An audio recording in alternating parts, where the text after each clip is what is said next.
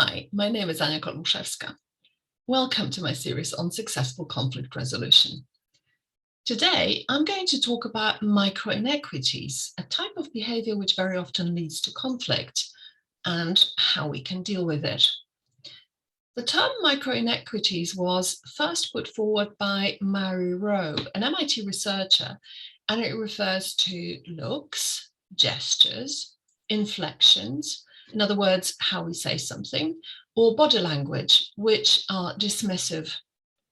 Very often microinequities are very subtle, and so they're very difficult for the observer to notice. They may or may not be intentional.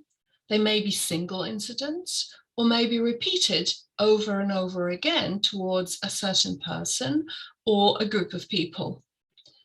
Microinequities are very likely to be rooted in gender, racial, or social stereotypes. Let me give you some examples of microinequities. It could be a weak handshake with very little or no eye contact. It could be listening with your arms crossed, or looking at your watch or your phone or another device during a presentation, or when you're actually talking to someone. Unless, of course, you've been invited to do so. And then we've got hovering over someone when they are doing a task, which is a very clear way of showing distrust in this person's ability to carry out this task successfully. And then we've got things such as cutting sarcasm, thoughtless humor, eye rolling. Microinequities can have a devastating effect on individuals and on cooperation in teams, because they, in essence, devalue people, they make people feel excluded and undermine their self-worth. In professional contexts, employees who feel devalued or excluded tend to lose their motivation, their engagement is lower, and so is their contribution. At worst, microinequities lead to anger and unnecessary confrontations or full-blown conflict.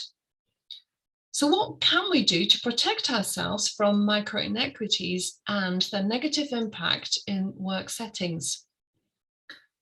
First of all, we need to remember about setting boundaries. Boundaries which are those invisible lines which help define roles, which also help manage interpersonal relationships, and which very clearly show what is no longer acceptable. Clear boundaries also foster accountability for what is said and done. They also define limits for communication styles, including nonverbal communication and for language used. Very importantly, we need to ensure clarity in terms of job responsibilities, and to make sure that there is a written record of these. Where there is no transparency, microinequities are very often used as a weapon to fight for what people believe to be their rightful place in your organization. And finally, always differentiate between intentions and impact. We all know that you may have the best intentions and yet have a negative impact. After all, the way to hell is paved with good intentions.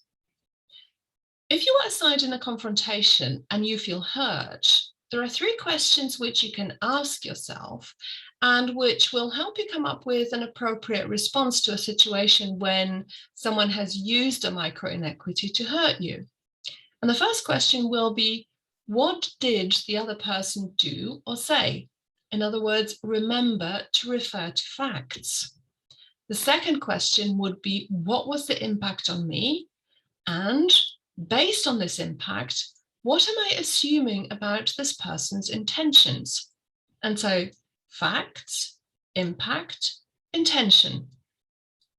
And remember, when you're preparing your response, always include the element of change that you would like to see.